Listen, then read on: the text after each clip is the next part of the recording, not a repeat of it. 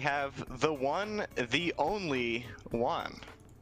Hey, thanks for having me, guys. Of course.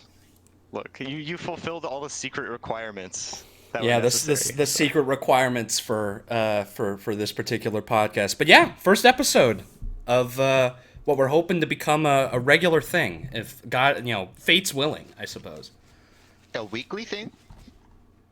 Yeah, that weekly would thing. be, yeah. Ooh, that's fun. Let me see if I can Yep. get let me see if I can get you jokers a little louder. But yeah, so Yeah. the reason why it's Untitled Bingo Show.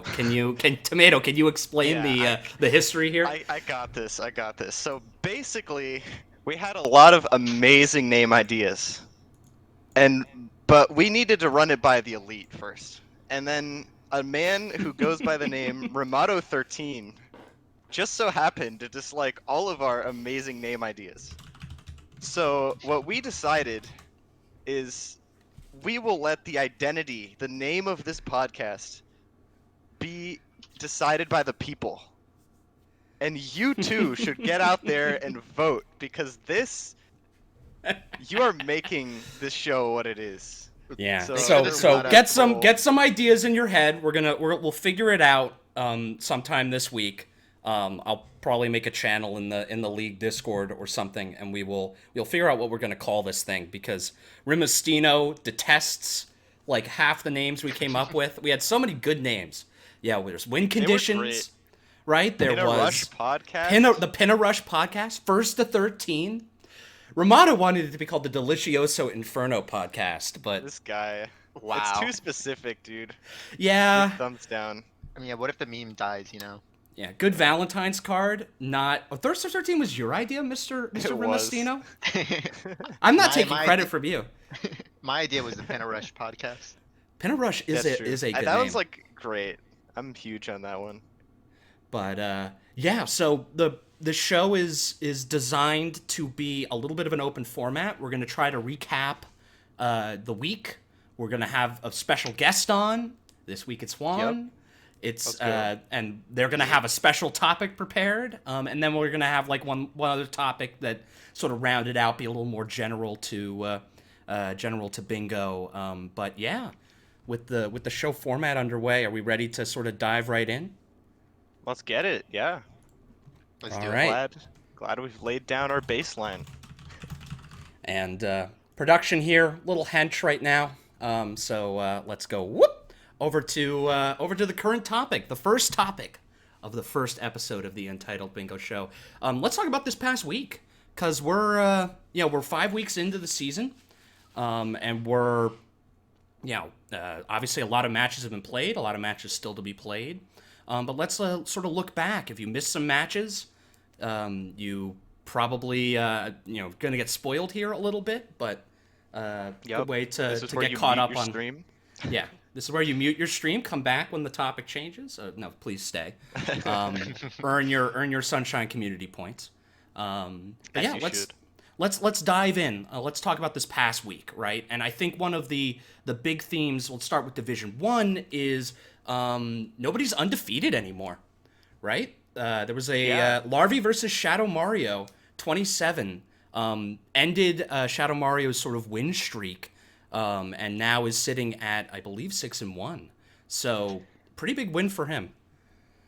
Yeah, it's pretty interesting. Starting right at the top, I see. But yeah, like no one's undefeated anymore, and it's not like there's been like two top contenders and they've like both been super upset because I feel like at Div 1 is like it's very balanced in a lot of ways where if Ramato can lose to Trey, like SM like had a bunch of close matches. No one's really like at the bottom per se anymore. Like everyone has at least 2 wins now, which is crazy. Yeah, that's Like crazy. yeah. So Div 1 really shaping up to be super interesting. Yeah, and it was especially interesting. Larvae being able to take that win over Shadow Mario in row control.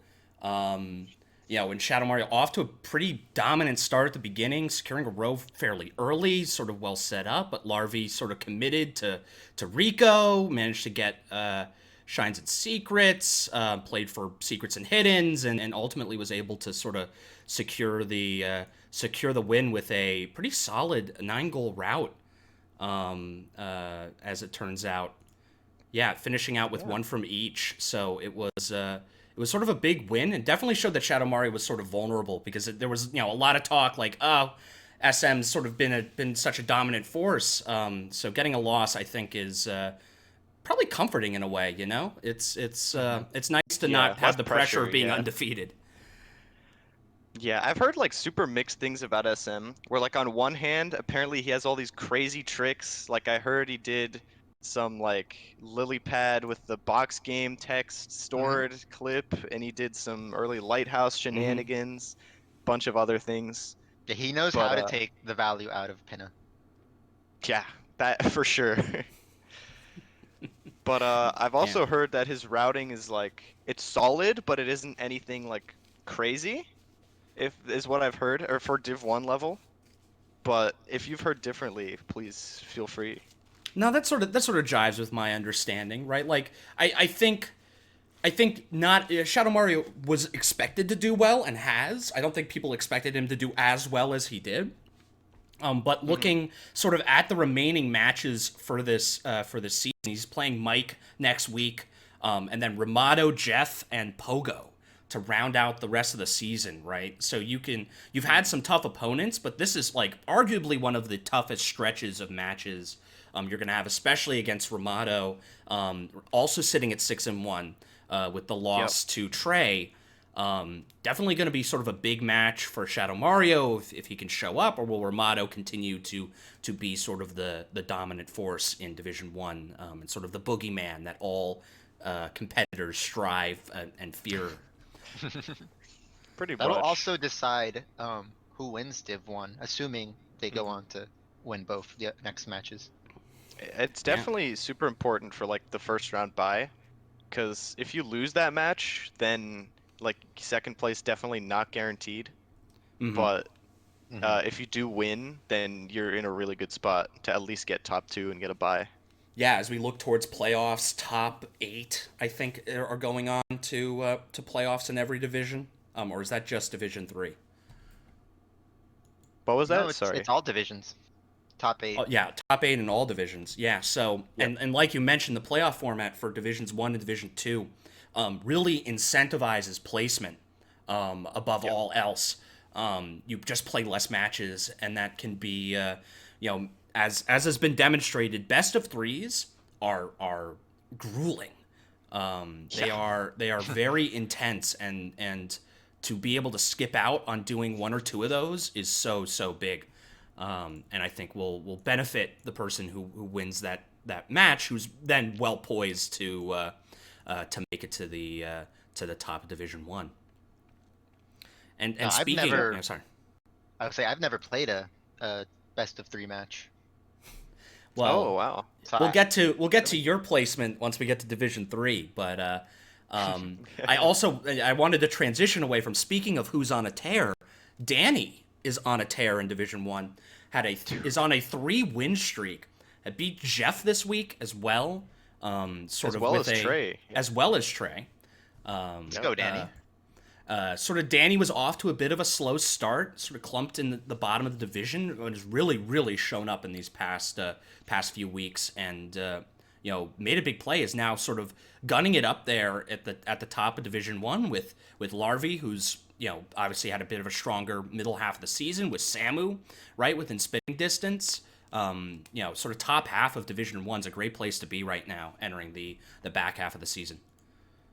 Dude, Danny, like I saw his match against Trey, and he was actually going off so hard. Like he just committed super hard to his route, which was blues into Pinna, and then get the butterfly for the last goal in row control in Pianta.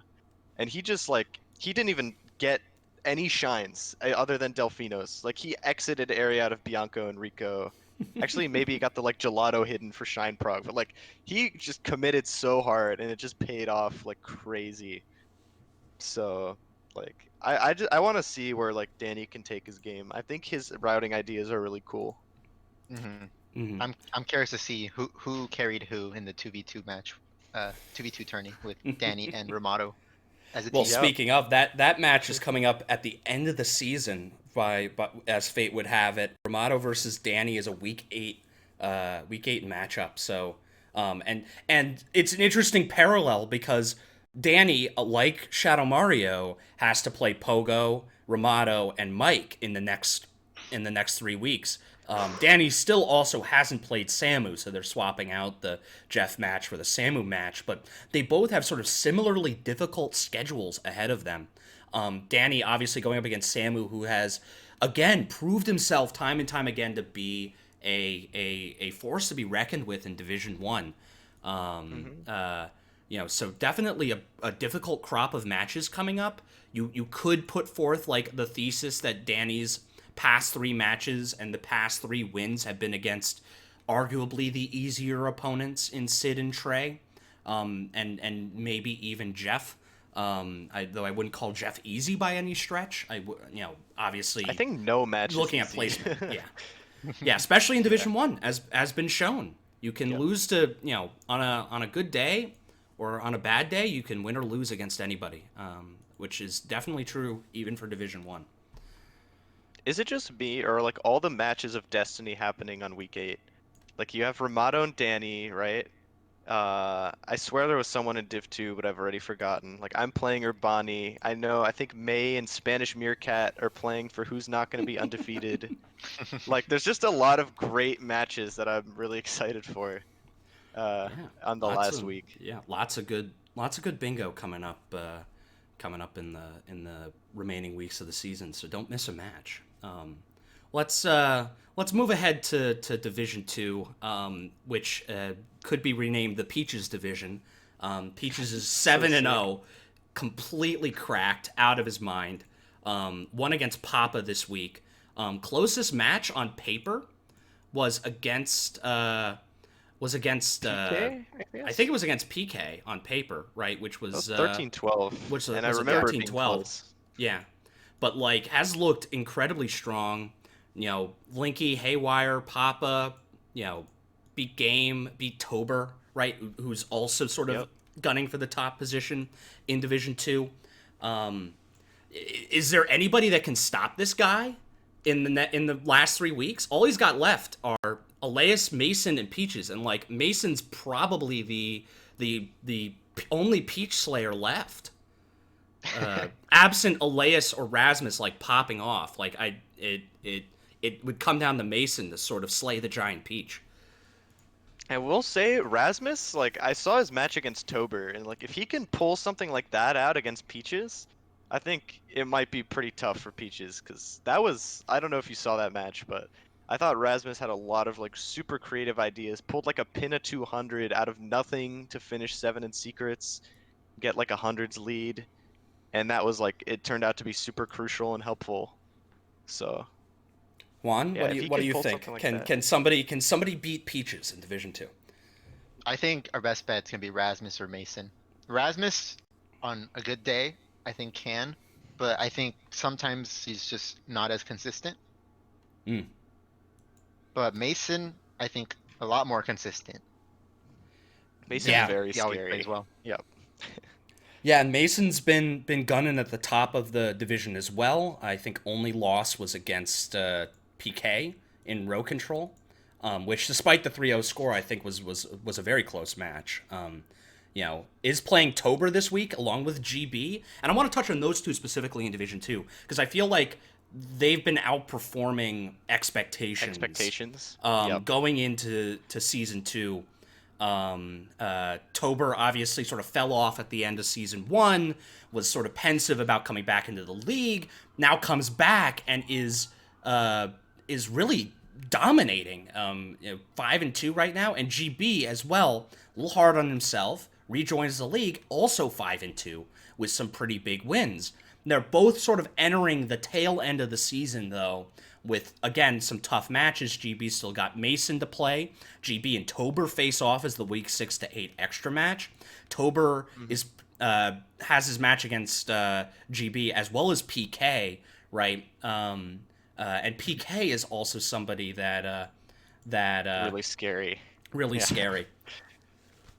Tober, am I misremembering your Season 1 record? I will say that between seasons, Tober has been on the beach money grind, and we've talked a lot about the philosophy of willpower and how he's been working on getting his willpower up. So like maybe this is like an anime protagonist moment where Tober is grinding the willpower and now he's just gonna win everything. So Tober has definitely you been never know. practicing more, I would say personally, than he did for League One. A lot more Yeah, IL this time around. Yeah, yeah, a for lot of sure. beach money, a lot of Serena 18. You know, You don't even think about racing him to Wiggler. Did you know but Tober hides his progress? Like he has a notepad instead of the IL sheet. Like he puts some on the IL sheet, but he hides it. He's definitely in the lab in the mountains training, dude. I swear. Hmm. yeah, and no, it'll be interesting to see. And I do want to touch on PK a bit. I brought him up playing Tober sort of later on in the season here. PK at 2-4, bit of a rough start. Has had some really great wins, like we mentioned, like the win against Mason was pretty big. Also win against Linky. So sort of on a 2-0 win streak going into this Elias match. Um, what do you think about PK in the tail end of this season?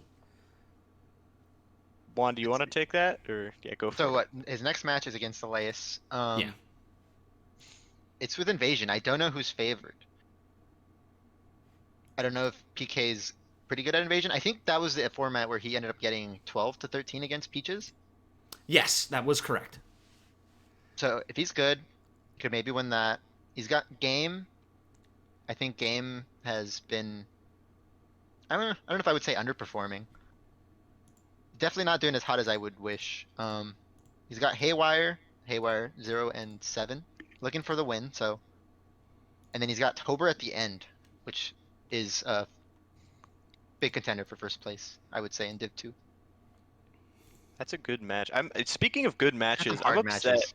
we didn't see PK versus Rick this week Yeah, because no, Rick that is was some in. beef Yeah, I wanted to see resolved. yeah, Rick Yeah, Rick go was in for the it. hyperbolic time chamber. Wanted to bop poor PK, but Rick decided to drop out of the remaining matches of the league.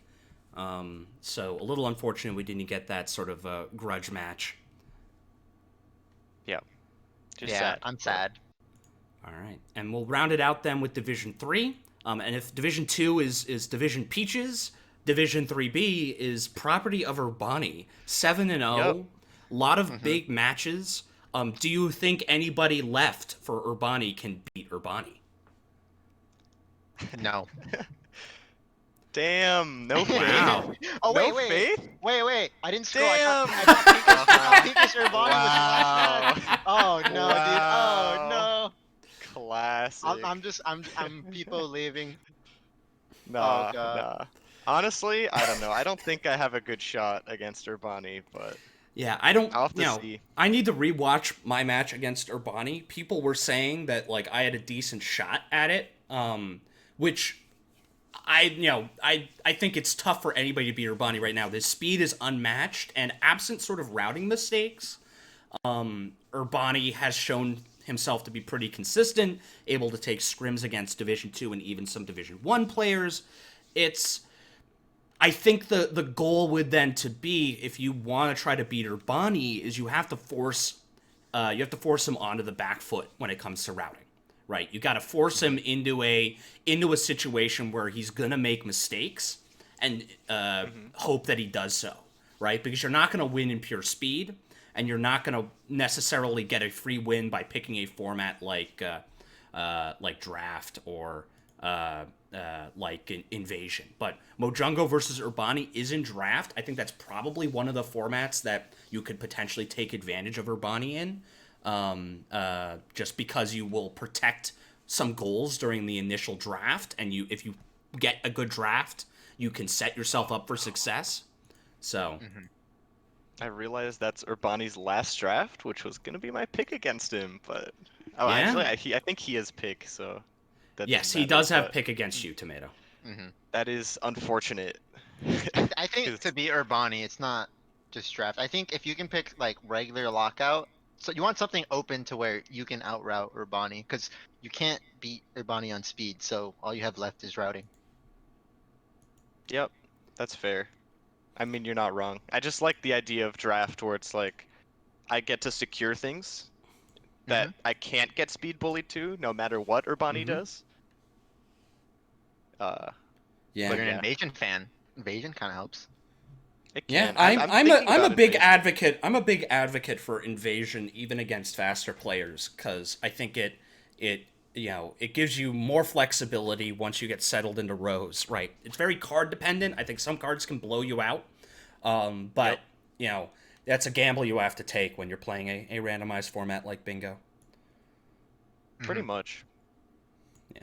And talking now about 3A, the top of Division 3A suffered a bit of a mix up this week, right? Yep. Libre and Wild Jeff both taking losses in the same Mhm. week. They Dex crazy. beating Wild Jeff, Libre losing to Mr. Yato, which is another sort of standout Division 3A, right? But that means that there are 4 people at the top of Division 3A with 1 loss apiece, right? Juka, Libre, Jeff, and Tom Dollars. And specifically Tom Dollars, I think, is incredibly scary because he's won every single match he's played after the first week. That's definitely scary.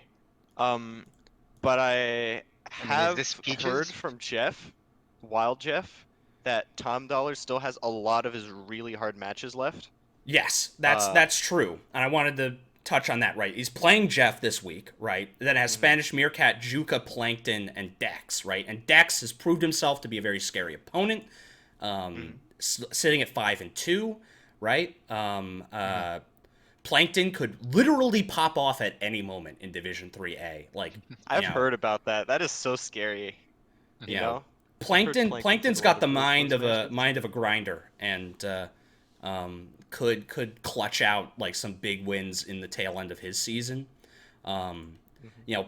Dex, as we mentioned, and Juka, very scary opponent, right? Like the only arguably quote unquote easy match is against Spanish Meerkat, but even then, you have no guarantees. Division 3 is probably the best example of anybody can win at any time. Yeah. Anybody can just forget Yep. rocket storage at any time. Damn. It's okay, Juan. I'm sorry I stole that from you. Oh, I wanted to bring in some insider news or insider information against the Libre versus Yato match. Ooh. I brought this up against some other people, but actually Yato versus Libre was a rematch from like way back in the day. I think it was it the Road Oh. Control tourney? I always forget which one. But Oh. Yato got destroyed back then. So a couple years later, Libre losing to Yato. Yeah, I'm really proud of Yato. Like he's like we came into the season and with his like less than stellar, I'd say last season, didn't I guess have the highest expectations, but he's really proved himself now beating an undefeated man, and he's had really like close matches than the ones he's lost, and he's Yeah. routed very well. Like I think Yato has a lot to be proud of. Yeah, that like definitely a big success story moving in from Division 3 or moving in from Division 3 last year to Division 3 again this year. Winless last season and is now sitting middle of the pack, 4-3, right, with a winning record is massive. I have a theory Yep. about Yato. So he said his girlfriend was watching the Yato versus Libre, and his girlfriend bet like 2,000 channel points on Yato. So I think that pushed Yato Dang. to have to win. Wow. Can't That's disappoint. beautiful. That's true love.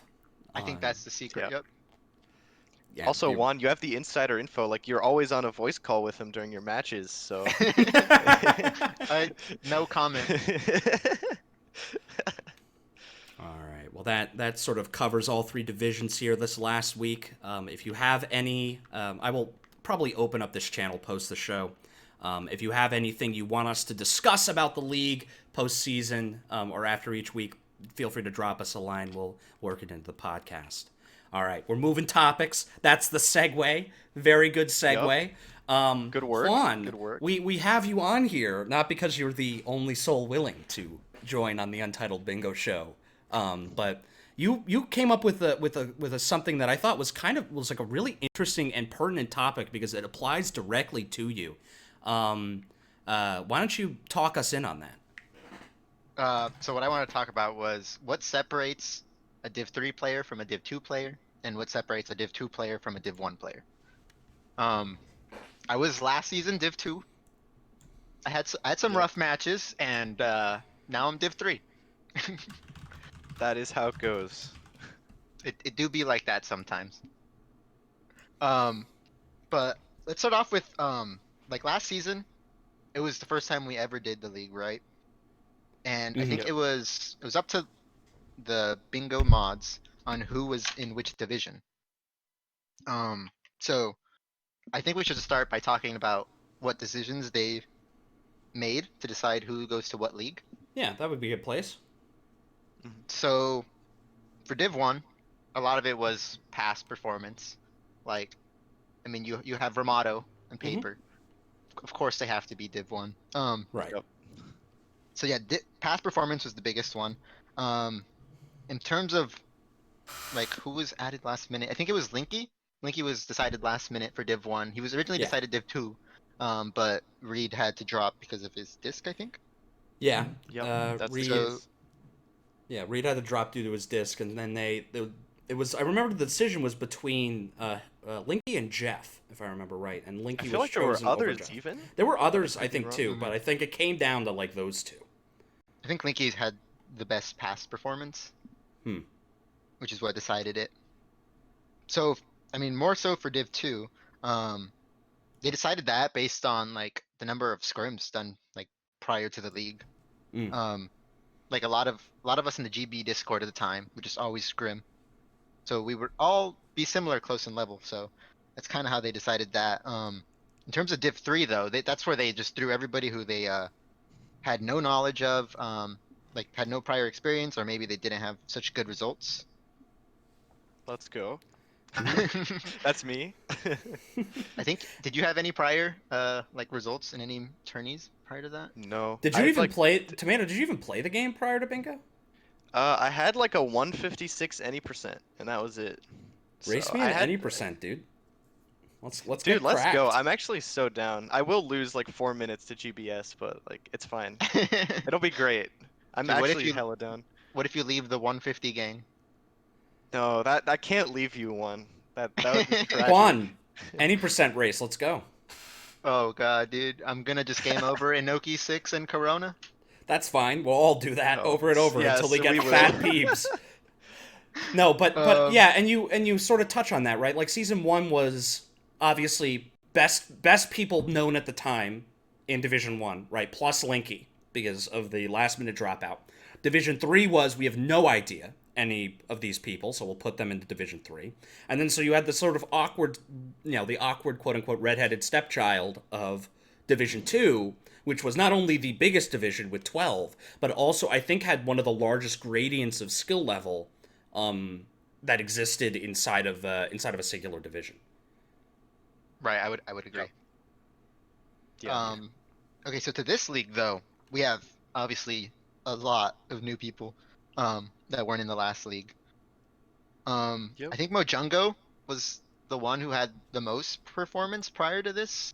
I mean, outside of, I mean, there's obviously Okay, Trey yeah, and Sid, yeah. So but you've got Trey and Sid, right, as sort of one group of newcomers that sort of joined. You have Shadow Mario, mhm. Danny, uh, Pogo, all joining Division Yep. One because obviously past performance, Pogo and known quantity in the bingo scene, et cetera, right? Um, Division Two was basically everybody that was previously in Division Two, absent the people who moved up, which was Jeff, or person who moved up, which was Jeff, and then Yep. plus people from Division Three that were sort of standout. The names Haywire, Elias, um, And Peaches. Haywire, Elias, Peaches, Mhm. right? Which is a very interesting And Linky gradient, as well.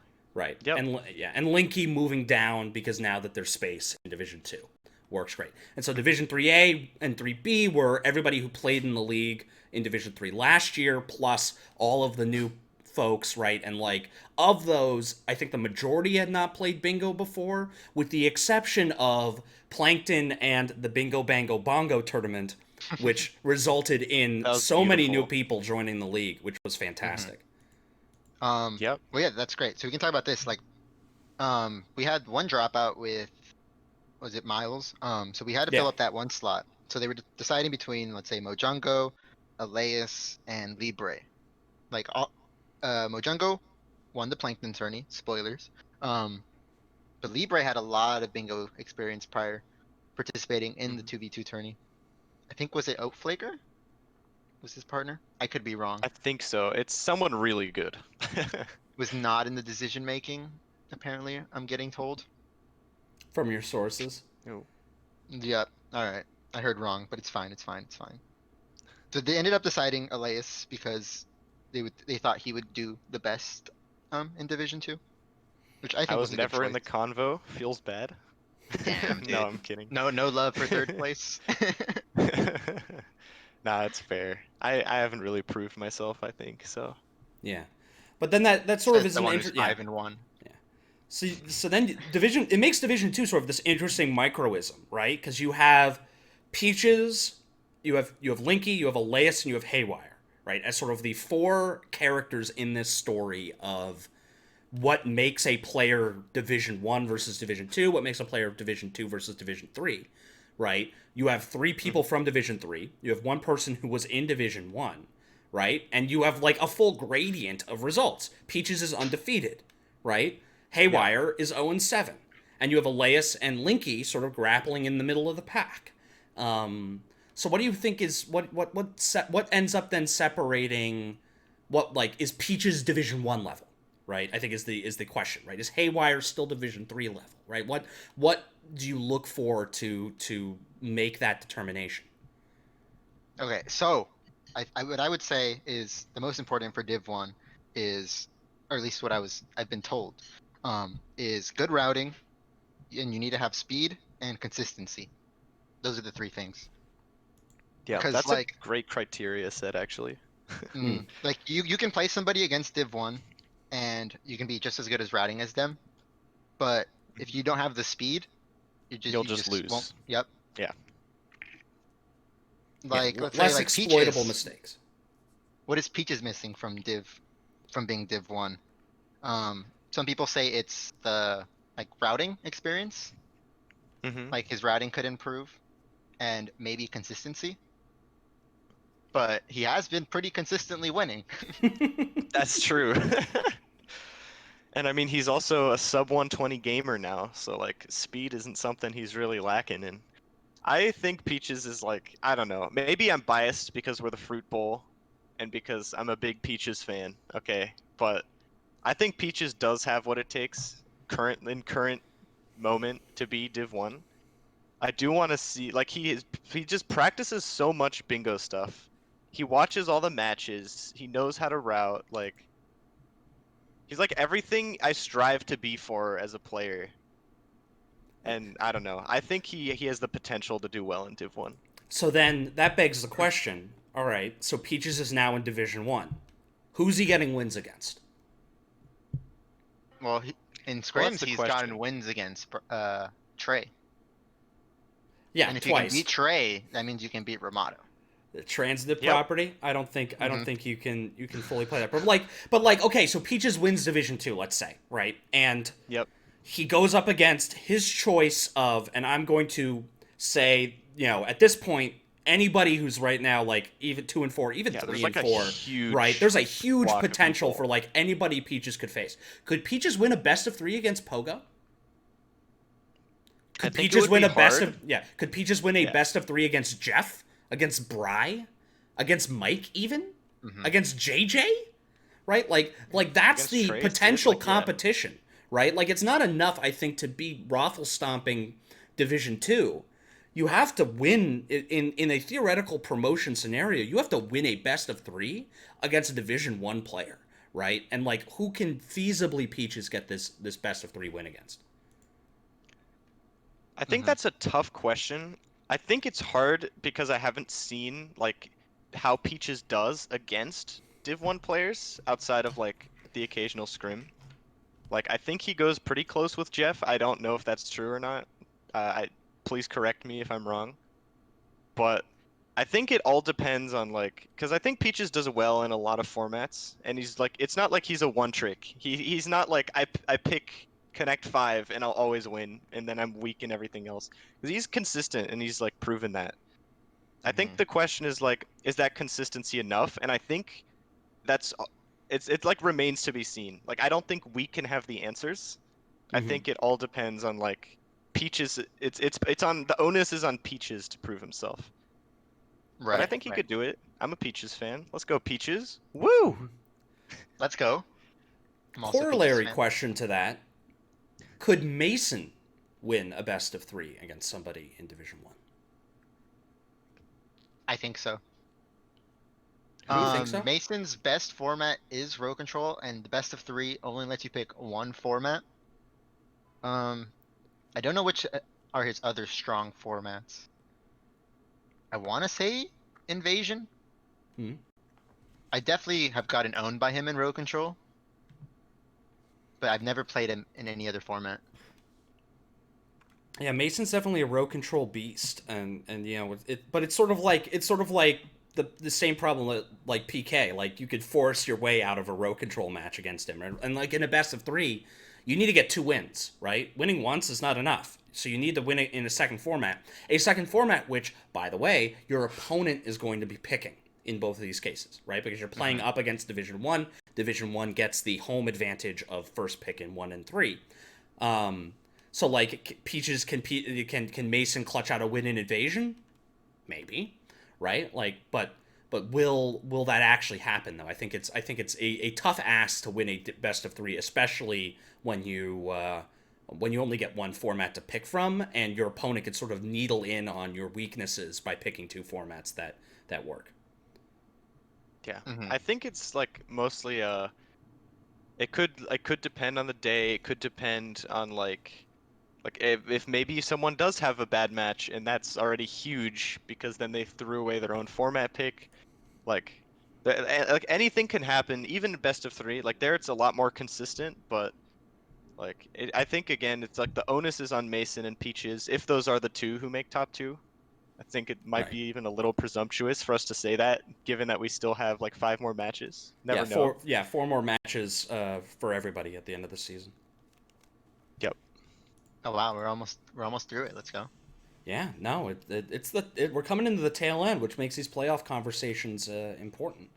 Because you know, best of 3s are a different beast. I think is the appreciable thing to say. That's where the consistency comes in. Exactly.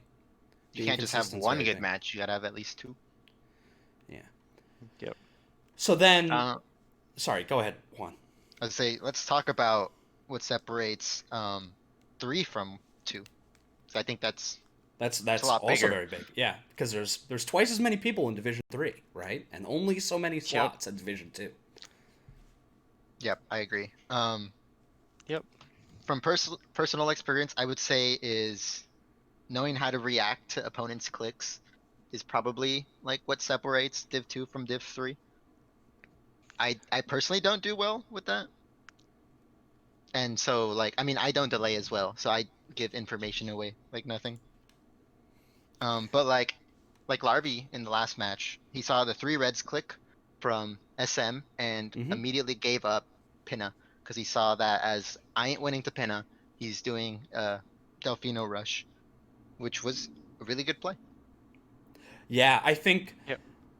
I think that there's like two, you know, and we've mentioned this a couple times, sort of in private to each other, right? Like Division 3 has this sort of strata between the people who are fast and the people who Hmm. understand sort of bingo fundamentals, and the Hmm. conflict between those two is what's creating this sort of interesting dynamic in Division 3, where you have a lot of art, you know, and it's sort of hard to say which side is really winning, because you look at the standings, and on one side you see, you know, Urbani, right, using his speed to his advantage, right, but then, you know, tied is J Buzzy B, Tomato, right? Juan and me are close behind, right? Like we're not the fastest players, but we're gunning for the top of the division. Meanwhile, in Division 3A, you've got people like Juka and Tom Dollars who are fast boys, and then you have Libre, Wild Jeff, who have the routing chops, right? Also at the top, right? Routing versus Libre speedsters is also like really the fast. Libre is also really fast, but I Libre's needed just nuts. symmetry, right? I needed It's the fair. I'll give it to you. I'll give it to you. I needed symmetry, right? So like, if you're looking at sort of the top crop of Division 3A, what do they need to do in order to break into Division 2, right? Is it really just the fundamentals of delay clicking?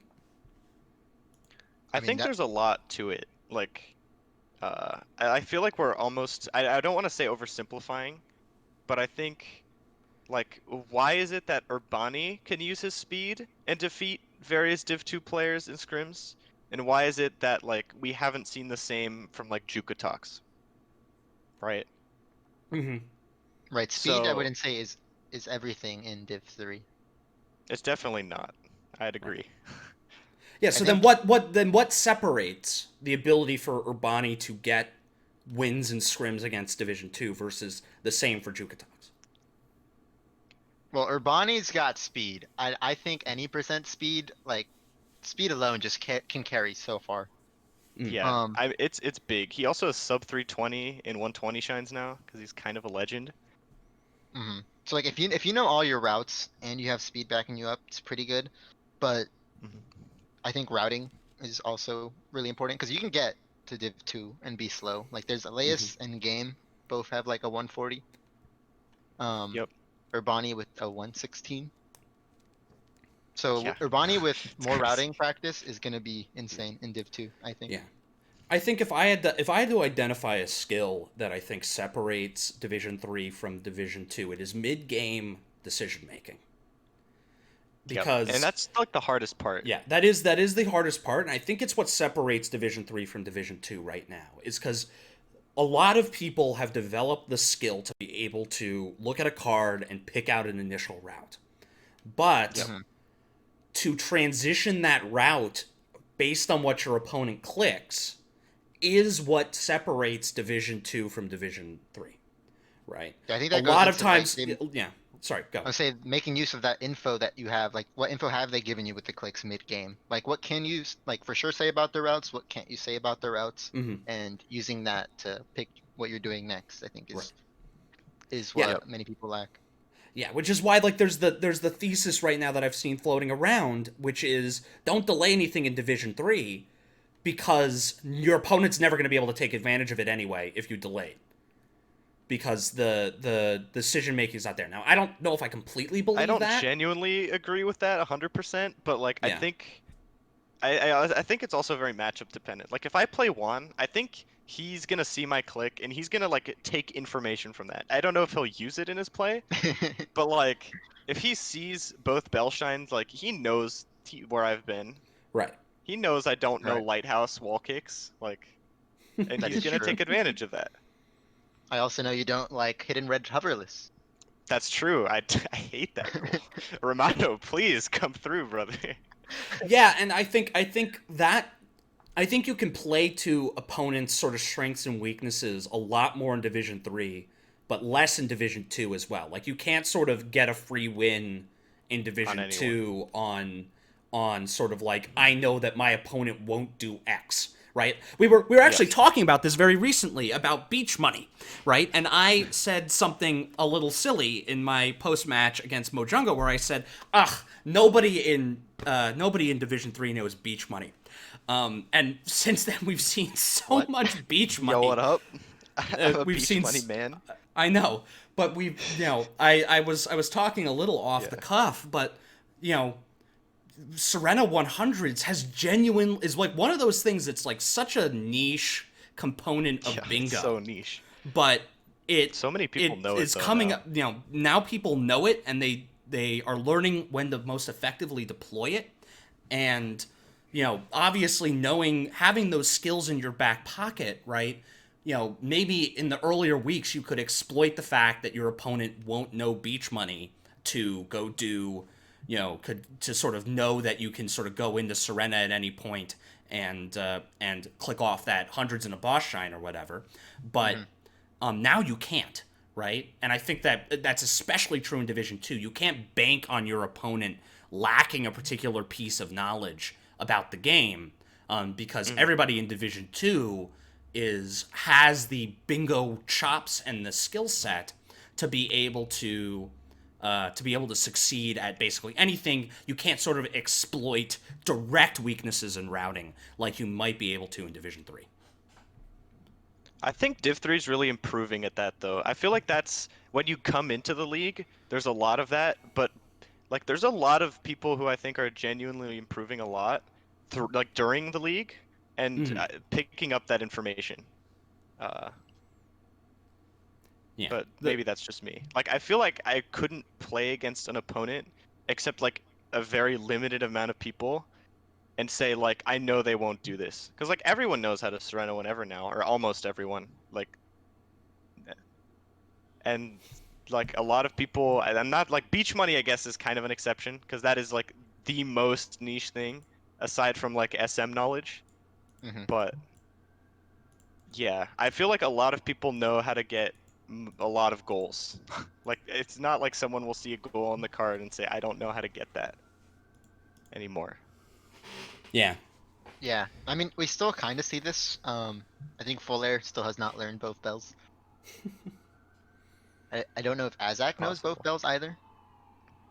Yeah, but those sort of cases are few and far in between. Like, but that's like Right. a baseline. You know, in order to succeed in Division 2, you need to not be saying I don't want to do this or I don't want to attempt this to any goal on the card, because you probably want to be able to basically do anything that a card presents to you. Except two hidden reds hoverless. That goal's stupid. No, I'm kidding. So someone It is in stupid, chat though. is bringing up a particular Yoshi goal, but I think we're not allowed to talk about that goal if we want to stay on air. No, and Oh, yeah. and I think that this goes down obviously as the season progresses, but like Division 3 should, I think you got to have that baseline knowledge of like what goals mean, and like sort of the basic knowledge of like locations of things, and sort of what goals translate to. I know that Mike's been working on sort of a document that maybe goes into that in more detail, but I think that it's a valuable resource to be able to understand, okay. And I know that Larvy put out a survey that was sort of similar to this, and one of the questions on it was like, do you need guidance on like what a particular goal represents? Like, what does 2 rockets represent? What does 3 rockets represent? What does 7 birds represent? All right, like, and like it comes intuitively to those of us who've watched and played a lot of bingo. Oh, 3 rockets usually means getting to Noki first, right? Or Yeah. 7 bluebirds means you either need Deep Pianta or Deep Bianco. Or Deep Bianco. Yeah. Yep. But that sort of knowledge is not necessarily accessible immediately to somebody who's just coming in to watch or just coming in to play. And sort of like the reasoning why goals are the way they are, I think is something that a Division 2 player probably has a better understanding of than necessarily Division 3, right? Yeah. Yep. I think just to wrap up my topic is, I would say, what do you think is the difference between a top Div 3 player and a bottom Div 3 player? I think for a lot of the top Div 3 players, they have like let's oversimplify things and separate Okay. things into speed and routing, right? Yeah. I think at the top of Div 3, people have at least one of those, or like relatively down pat. Like you're not gonna be Nindide, and you're not gonna be Ramato at routing, right? But like you can be solid at it. And I think people at the top of Div 3, they have at least one of those elements mastered.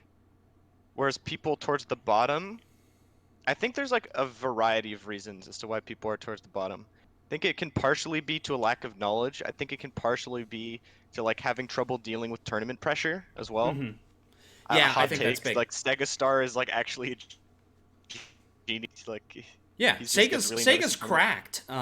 Dude, yeah. I should have lost to Sega. Like I'm just throwing that out there. Okay. Yeah, I think Sega's the exception to, like, he's at the bottom, but I don't think he should be. Yeah, I think his results don't reflect his skill, but yeah. I would think the one thing that separates them, the top from the bottom of Div 3 is just scrims. I feel like I never see a lot of these people with like 0 to 2 wins scrim. That's fair. Yep. So I think just the lack of Right. like practice and Yeah, the intuition that comes with practice is Mhm. missing. Right. Like I was gonna say, like scrimming isn't everything, but scrimming's like the best way to practice sort of mid-game decision making, right? And like, I think you can boil down. I think to Tomato's point that like the tops of Division 3 right now have like one either speed or routing at a high enough level, right? But they also have the backup of their other aspect isn't the worst, right? Isn't very bad, and they just throw less in I the don't mid know, game. Lego, your speed. No, I'm kidding. Yeah, Nah, I'm right. not Like, flaming, dude. I'm not fast. yeah, Dude. I think mentality is such a under talked about but very important aspect to bingo, and being able to play a match to completion and sort of reacting to when things don't go your way is such a powerful skill that it can win you matches on their own, right? I think back to my match against Mojungo where I got off to a very explosive start, but Mojungo had opportunities to make it back into that game, and by prolonging the game, made it more likely for me to slip up, right? I think in Division 3, if you're able to keep yourself mentally playing and mentally in the game, you can get wins against anybody, especially if they start messing up, right? Because closing out a match, the mid to late game decision making is so critical to success that you can lose matches if you make the wrong decisions. And I think that that's especially true in Division 3, where those mistakes are more common. I think it's almost like even boils down to game theory, where like people in Div 3 can look at something and say like, this is good, therefore I will do this. Mhm. And that's like the level 1, right? And then like what separates that, like that's what Div 3 does, and then like above that is saying like, this is good, therefore my opponent will probably go for it, and to best react to this and counter this play, I should do this. Mm. You know? And I feel like Yeah. that's like a key component that separates Divs So 2 then, and 3.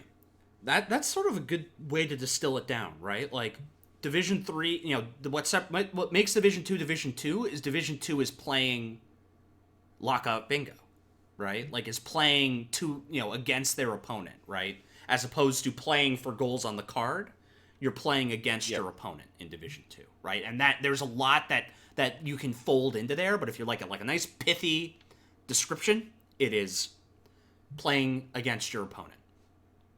Let's go. Yeah. Lego agrees with me. I feel validated. Let's go, Tomato. If you need me to agree with you to be validated, I think you shouldn't be looking to me for validation. Dang, does that mean you don't agree with me often? No, I agree with Feels you. bad. I'm just saying like validation needs to come from within. Look, what do you think my Serena 18 grind is? All right. Is that's your internal That is my internal self-validation. Yeah. All right. Well, we're getting close. Tutorial coming soon. Yeah, tutorial coming soon. We're gonna go in depth on Serena 18 one of these days. Well, Are we ready for our next topic? man, we can keep going if we want. We're getting close to an hour. That topic was pretty meaty. Honestly, we can like. Do we have like a time limit? We Not don't like any technically have a matches are time coming. limit, but I was thinking keeping it to around an hour, right? Nice and digestible. Mm-hmm. That's fair. And besides, that means that this mystery topic that we aren't talking about right now is all the more reason to tune in for the next episode. I mean, that's Right. true, but I also feel like our guest was really excited to talk about this one, but I could also be wrong. Why Wait, don't we so make we're it? not doing the next topic? Let's do the next topic then. We'll have to. This will be tough for future weeks because we're sort of locking ourselves into a format with this, right? But an hour 30 minutes is Nah. pretty good for a bingo match. So I it's mean, got to this be is pretty the good first for a one. podcast, right? This could be longer just because it's the first one. Yeah, It's true. that's- And like we don't even have a name. Like we don't even know what we're about. So We'll have to figure that out this week. But Yeah. And you, the people, can vote. 130 is good for a bingo match with an interview. That's why It's our good. slots are 130. It's good for a bingo match to watch because the longer ones tend to be closer. Am I right? Yeah. So before then we move on to the final topic that Juan is excited to talk about. We sort of did the little exercise of could could Division 2 break into Division 1, right? Like Division 3 into Division 2 in those in that pro rel, right? Right now there's no guarantee it may happen because we may see, obviously Rick dropping out of the league. Yeah. Do you know what's Means that happening there's with a. that? Is there What do you mean? What's happening with that? I think he is with busy Rick? Like, with is he getting school. replaced, or is there like an extra promotion? Like, I don't know how that's gonna work. We will figure it out when it gets to that. But Gotcha. the could somebody, Urbani I think is probably the biggest shoe in to get to Division 2. But who else do you think is well poised to make it into Division 2, and why? Because remember, they have to win a best of 3 against Haywire or Elias or PK, right? Or even Linky, maybe, right? There's still a tail end of the season to go. I think it'd be really hard for a lot of our top Div 3 players. I haven't looked into 3A too much, but from what I hear, the grapevine tells me that Jeff and Libre are the most scary people there, but and Dex too, but Dex still has a little bit of an extra mile to go in playoffs. I think the first order of business is make top 2 so that you even have a chance at promoting, because I don't think that's guaranteed at all for anyone, even Urbani. Hot take, but I think it's very possible for Urbani to lose a best of 3. Is it likely? I don't think so, but it is possible. So I think, Likely as impossible, a two different player, things. I wanna look one match at a time and not how am I gonna do in my rel match, because I don't think I'm getting there at all. But I can dream. Yeah, I don't know if I would say Urbani's a shoe-in quite yet. She does Right. he has to win against let's say Libre and Jeff or Tom. Yeah, right. We haven't seen Chuka. Division 3A crossover with 3B. The first time that's going to happen is going to be in playoffs, right? And anything could happen. Urbani's looking scary, but Division 3A has still a lot of people at the top half. 3A is mega scary as a div in general. Alright, I need to ask this question. What's the Not better really. division, 3B or 3A? That has to be a future. 3B, That has to be a wait. We can't blow that definitely load. 3B, the end of discussion. 3B. We can't. Lego. Look, first of all, we can't blow this topic on the first episode. Second, we need somebody from Division 3A on the show to have this discussion. Because this is right now the Division 3B No, we're definitely not biased. crew. What? Right? No, this is an unbiased decision or discussion. I'm going to press the table button. There's no such thing, but I'm pressing it. We're going to table this discussion for a future episode. All right, but yeah. Right now, Div 3B better. All right. Let's go to their next topic because we're running out of time. Yeah. Well, we aren't running out of any time. Well, we've got another hour and not another hour, another 20, 30 minutes. So. Right. Yeah. So Tomato, this is your topic, and Juan was excited for it, so I'm ready. Let's go. So pretty sure my topic was let me take a good look here. What makes a good commentator? That's the one, right? That's the one we're talking about? Yes. Yes, no, okay. Perfect. So I guess I'll open this up with I feel like there's a consensus that Lego is one of, if not the best commentator in the scene right now. But I feel very honored that you say so. Look, you're sick, okay? Give yourself some more credit, homie. Dude, Lego is an S tier commentator. Yeah. We But, aren't the making question is, like- making a tier list. No tier. Oh god, that would be so toxic. Could That you would be imagine? incredibly This toxic. That's guy why I don't want to do has it. terrible analysis. That is D tier. Then they're just watching. It's like, damn. But yeah. Mhm. But like, what makes him good? And I think, for one, it's his understanding of the game. So I think he is very good analysis. I think that a lot of that also is reflected in his routing skill as a player. Mhm. And I think he has good understanding of what's going on. At the same time, this man's charisma. Oh my god. All right. Just listen to him. All right. This The is voice not the of this is God not the himself. this is not the this is not the Lego Self-proclaimed. praise. This is not the Lego praise podcast. Look, I'm just spitting, okay? I'm just telling the truth, okay? Yeah. So when you hit that intro, what is up, Sunshine fans? Welcome back to the Bingo or the podcast. The Bingo nice. podcast. That's the only Bingo content on podcast. this channel now. Yeah.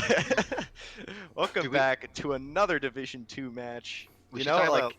I was gonna say we should talk about Lego's upcoming because he started calming. Was it last division? Yeah, I That's- commentated before I started running, which obviously presents its own set of challenges. Look, I will say that I think one of the things that makes an effective commentator is, like you mentioned, you need to have a baseline of knowledge about the game.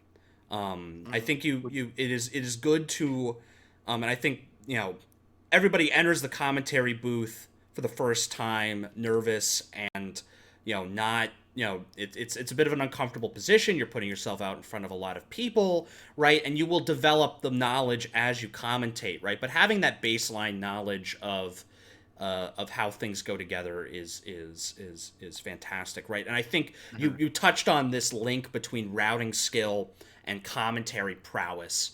And I think you can pretty confidently say that for a lot of the sort of canonical great commentators, right? Folks like Jeff, folks like Larvey, folks like Bry, right? All are great routers, right? And so bring a lot of knowledge into the booth that they can then sort of dispense and share out with others. I think that makes it super effective. But you can't talk about a single commentator in a vacuum because the commentary pair. There's a reason why commentary is done in pairs, and it's not done. It's not done just put Bry in a booth and have Bry talk for an hour plus, right? no, that'd be quality. Briar But definitely yeah. has one of the top voices IMO. Yeah, but I think the commentary pair is so important because it allows for both people in the pair to sort of shore up each other's weaknesses, right? If you've got a stronger router, a stronger game knowledge person, you can pair them with somebody who has weaker game knowledge, maybe more, quote unquote charisma, if that's what you want to call it, right? I call it more sort of the ability to ask good questions, and sort of invert it on its head, right? There's, the terms, color commentary versus play-by-play, right? Comes to mind here, where you have somebody who is calling the action, who's sort of posing the correct questions, and you have the color commentator merge in sort of that, fill in the gaps in the play-by-play knowledge, provide the new insight, the novel sort of the novel thoughts, and then it gets bounced back and forth, right? It's that dynamic duo of back and forth conversation that I think makes an effective commentator, right? Is really an effective duo, because I think you can put a really good game knowledge person who may not have a ton of charisma or may not have a ton of what's the word I'm looking for? A ton of sort of outgoing, right? You have to be comfortable speaking, right? You have to be comfortable speaking to an audience.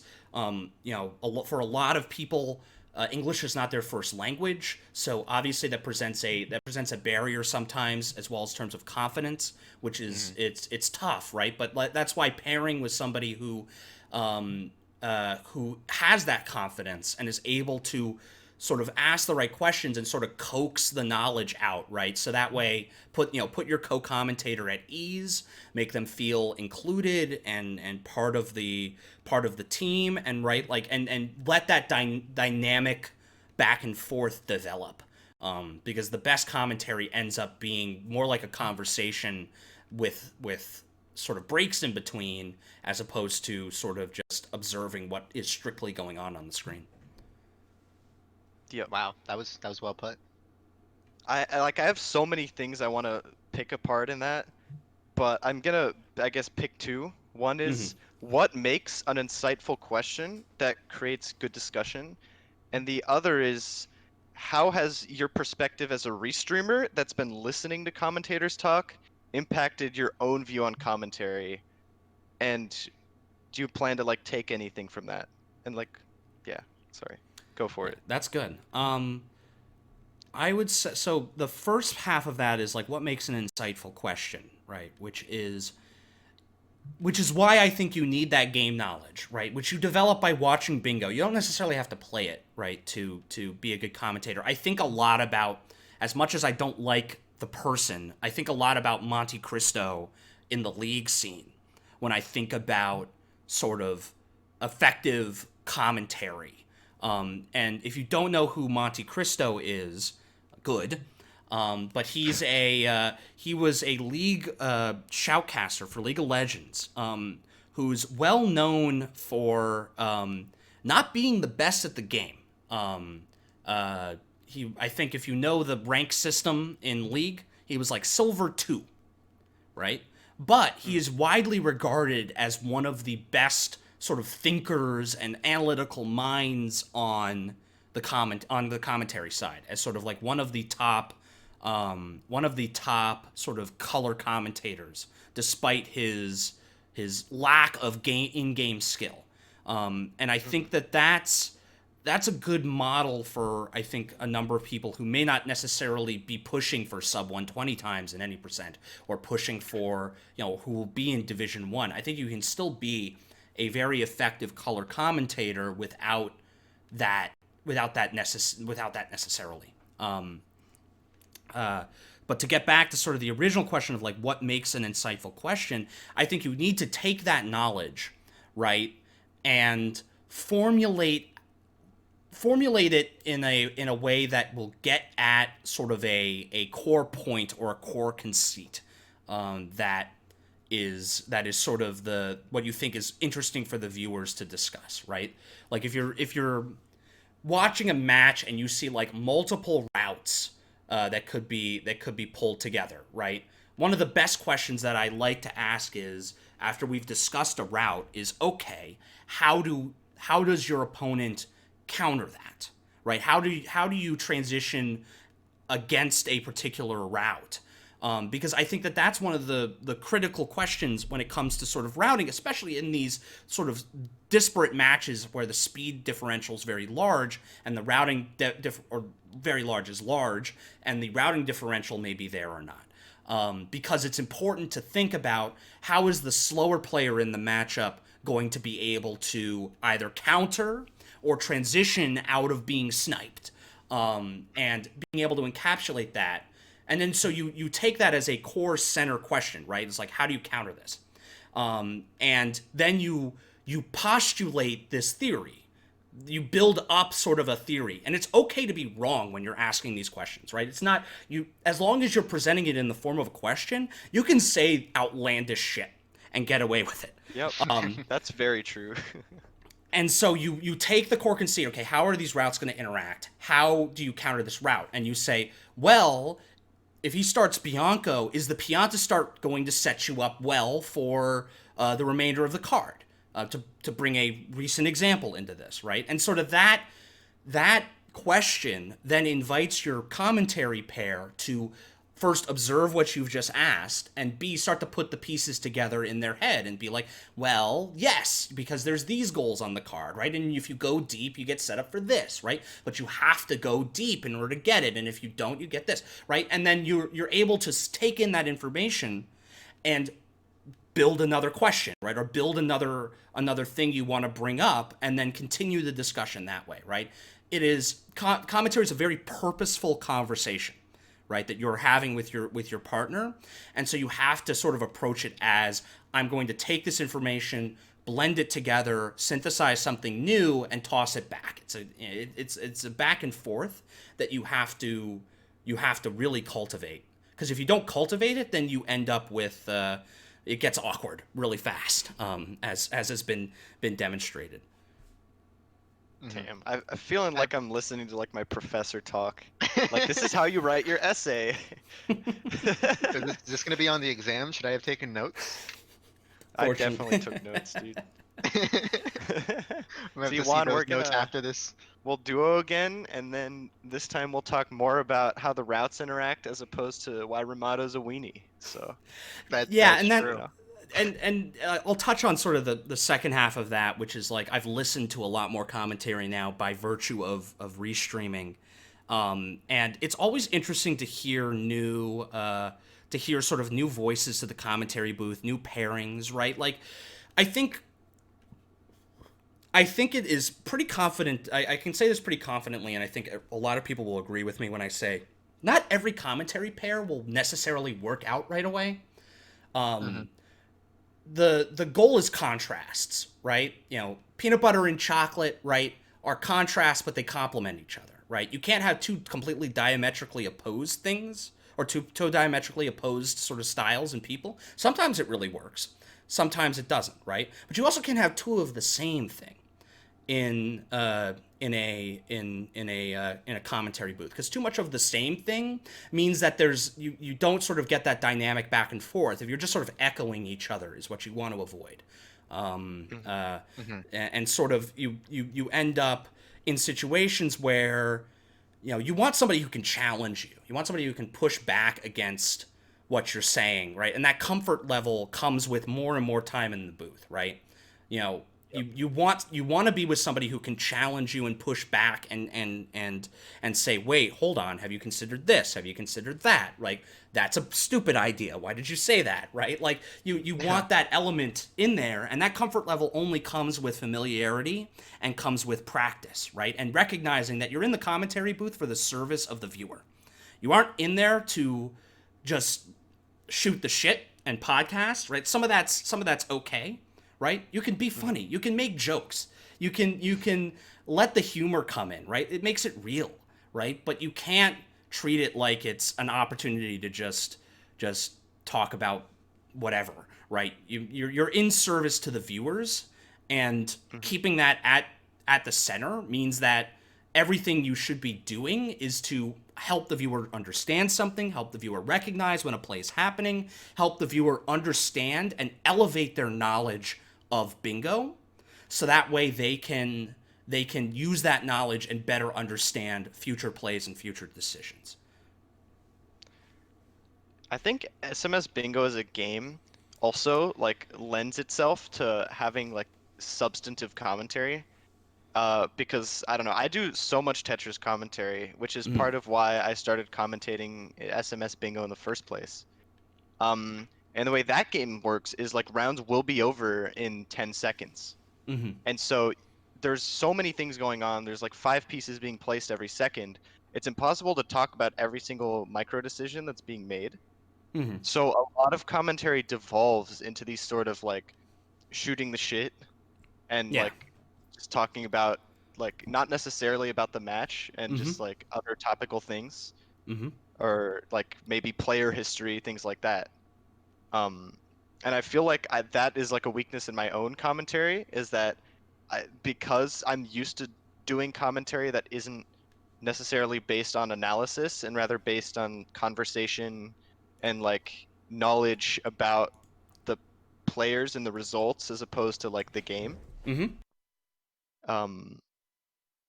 Like again, there's obviously like occasional important crucial decisions that I do point out, but I feel like it's not done enough, and I feel like that reflects negatively on my commentary in SMS. There's also I agree. I feel the same. Sorry. There's also games that are just tough to commentate. So I don't know if I've talked about the fact that I've commentated many other games other than other than just specifically SMS. I've commentated. Let's see. I commentated TF2 for a while. I commentated League for a while. I did some Well, commentary for Battle Right. Nothing in sort of like big capacity, but sort of small indie stuff that was going on at the time. And there are games that are just tough to commentate. Not just from a like the gameplay itself being tough to commentate, but like the game format itself doesn't lend itself well to commentary, and it sort of becomes tough to sort of formulate theses and sort of have this conversation. Like one of the canonical examples I have is like TF2 is really tough to commentate, especially in the format that I had the expertise in, which was Highlander, because it's a 9v9 format.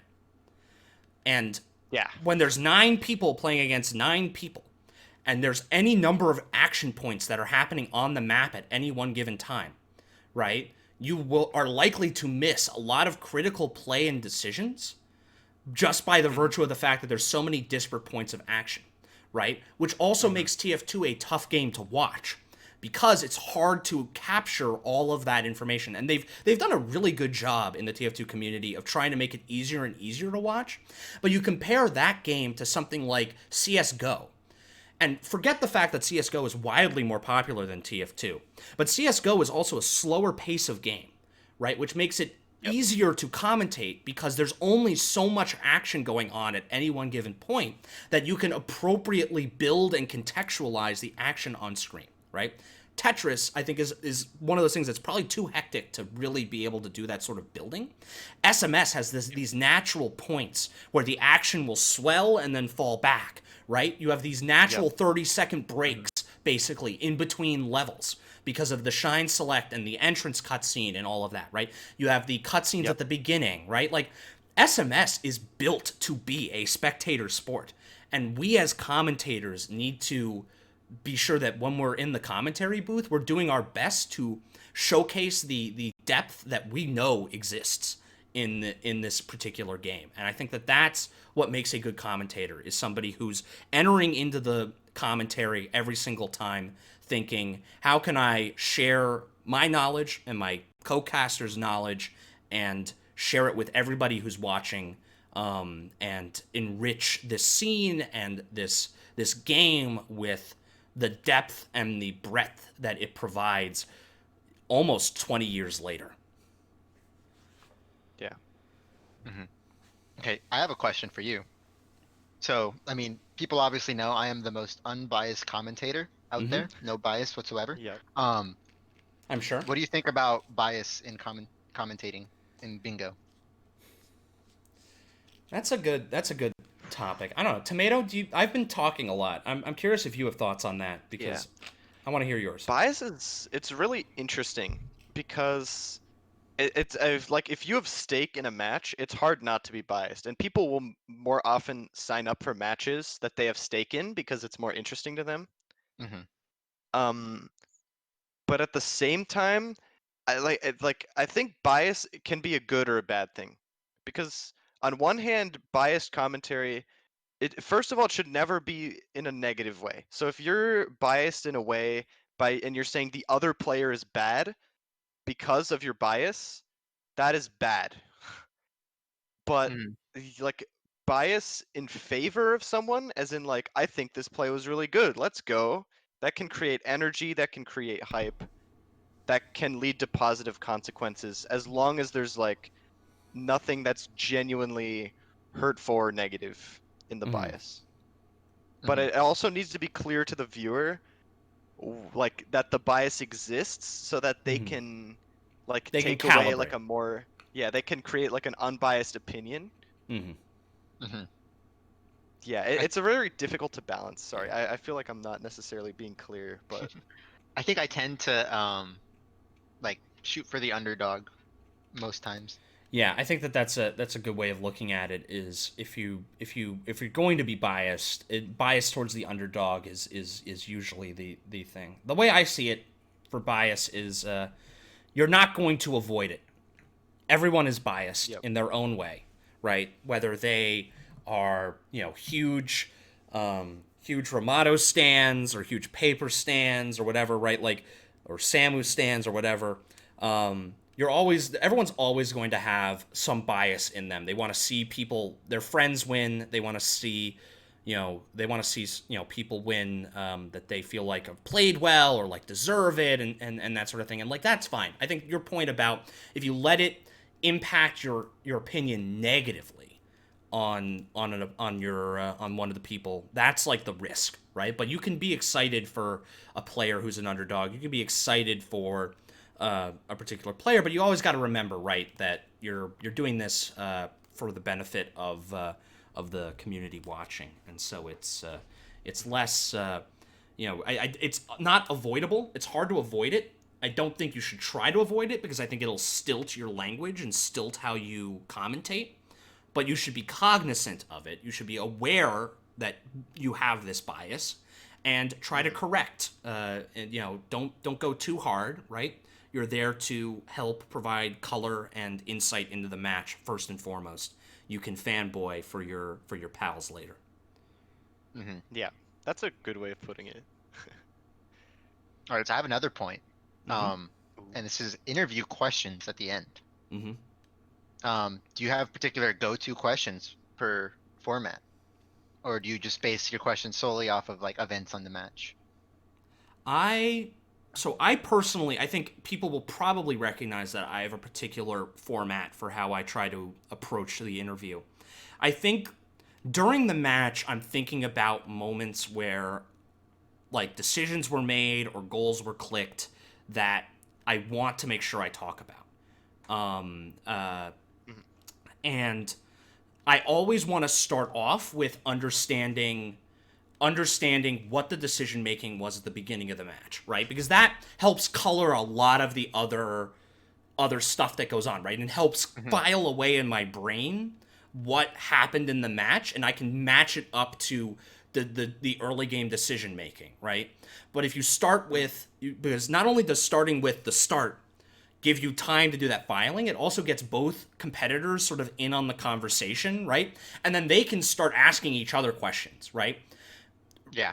Bingo is weird in that you essentially go into a silo for an hour and you come out and you have no idea other than like 0 to 13 clicks from your opponent what went on.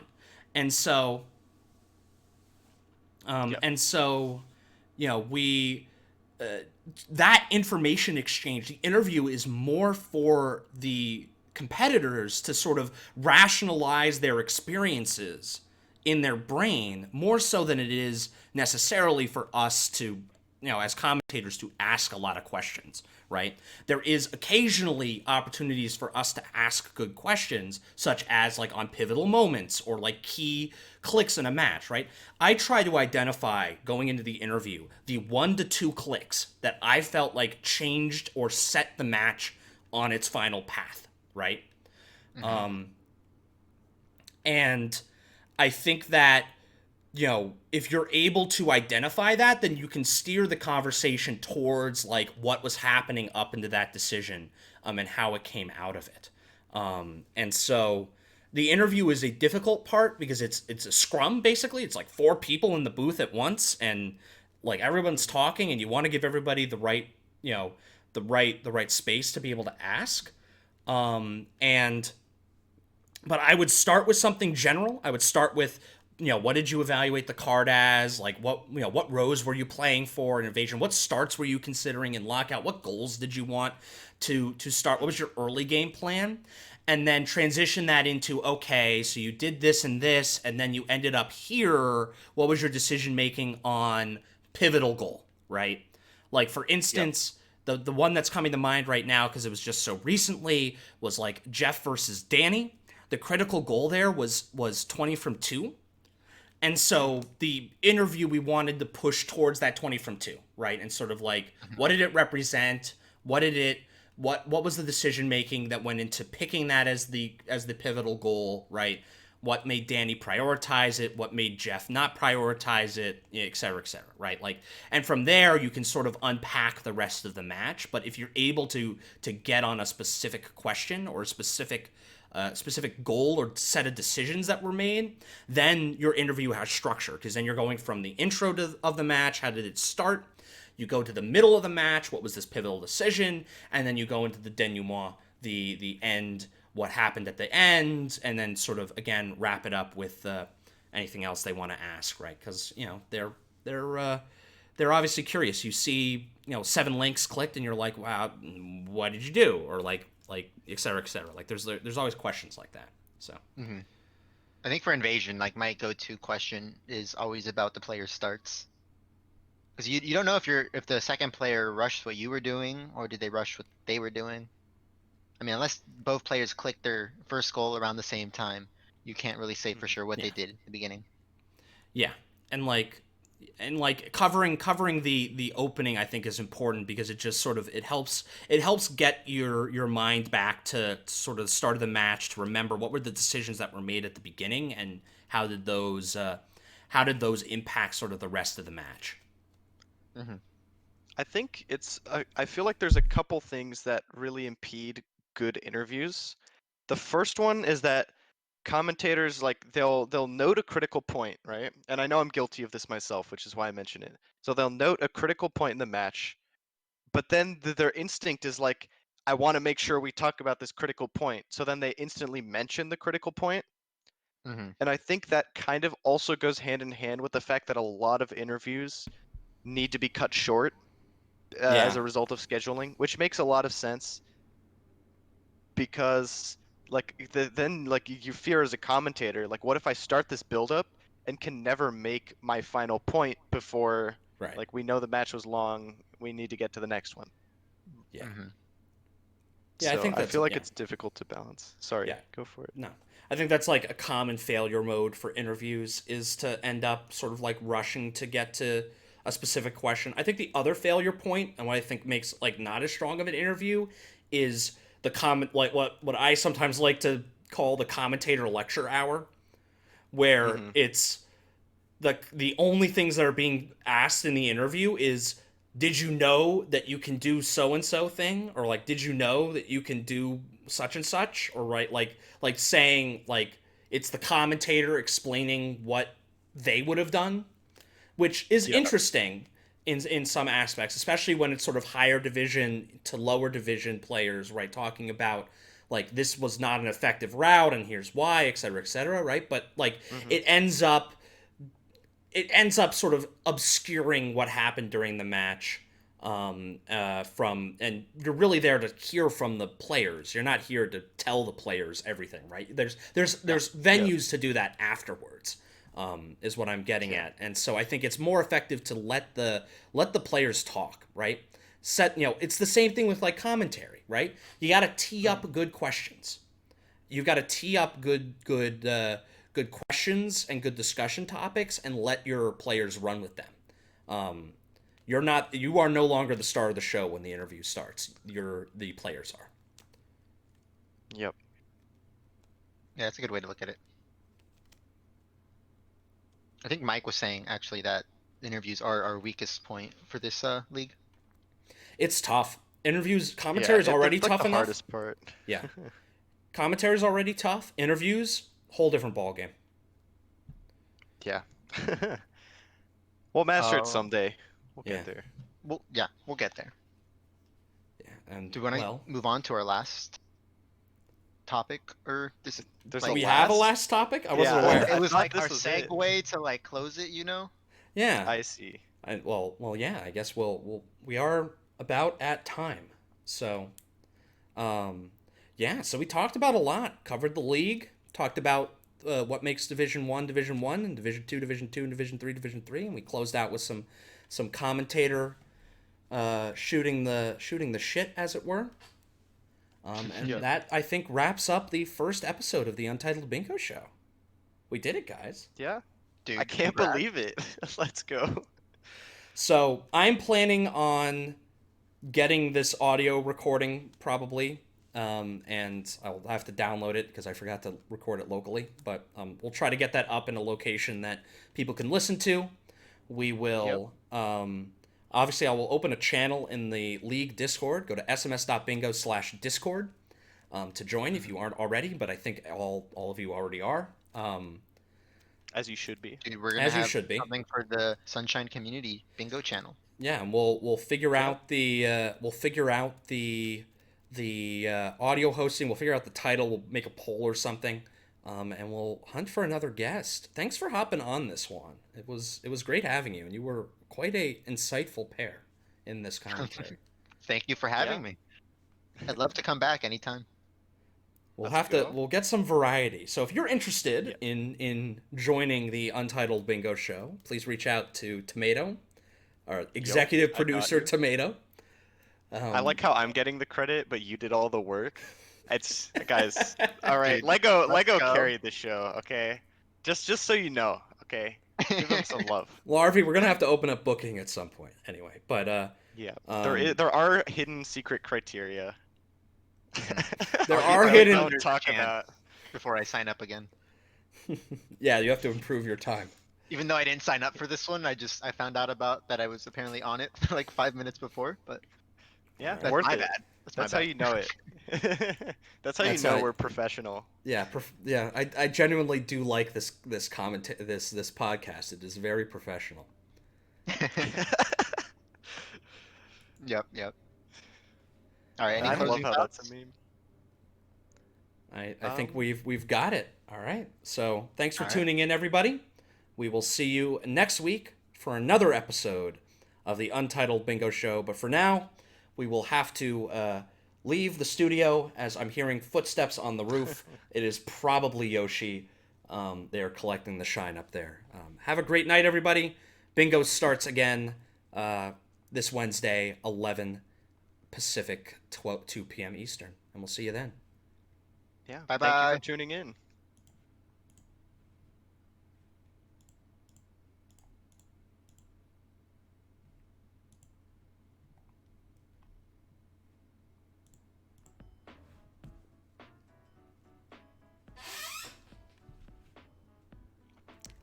Thanks for watching.